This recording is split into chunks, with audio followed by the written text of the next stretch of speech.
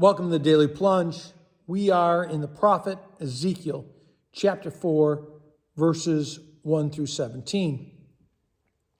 The Lord instructs Ezekiel to do this, to play out this drama, right? That's going to take place. And part of the reason for this is that the people who are in exile in Babylon that he's living among, they think they got the short end of the stick by being put in exile instead of staying in Jerusalem. And the whole point of this is, you think it's good in Jerusalem? This is what's about to happen.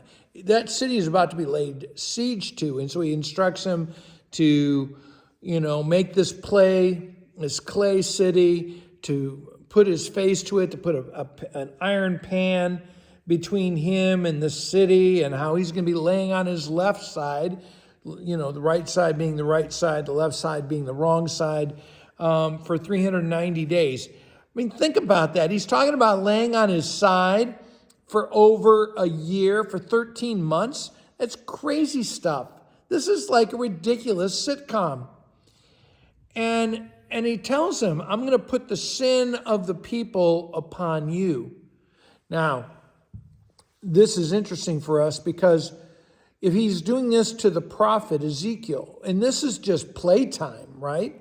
How much more is that true that he puts our sin upon the prophet king, Jesus Christ? And that, the prophet bears the sin of God's people. And then he tells them to make this bread of wheat and barley and beans and lentil and millets, and basically clean out the storehouse, what's at the bottom of the jar, what's left over as you're starving, and to make a bread.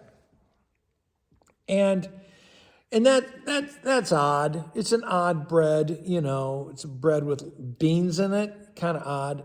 But what makes it really weird and disgusting is to cook it over human dung. And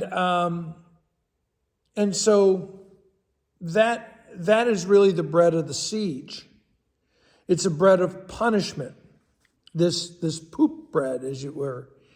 And even Ezekiel, who's just playing at this, is like, no, that's just a bridge too far. I can't eat bread that's cooked over human excrement. And so God says, okay, you can just use cow dung instead. Like that's a whole lot better, I guess. And one of the things he says is, the prophet says, I've never eaten anything so defiled in my life. And yet this is exactly what God is asking the prophet to do, is to defile himself, so that the message of the God's wrath would impact the listeners. He's being a faithful priest.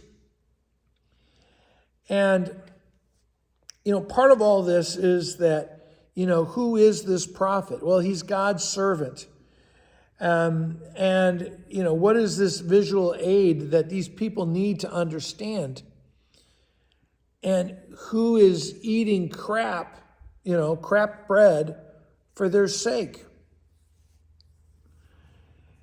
And he gets to the end and he says to me, Son of man, I'm about to cut off the food supply to Jerusalem. People are going to eat rationed food. They're going to drink rationed water in despair. And that's the good stuff, because when that runs out, it gets a lot worse.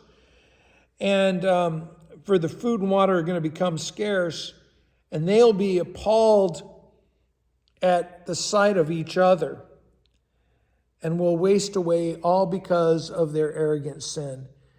Their pride will reach a point where it falls in on themselves, because the things they trusted in are gone.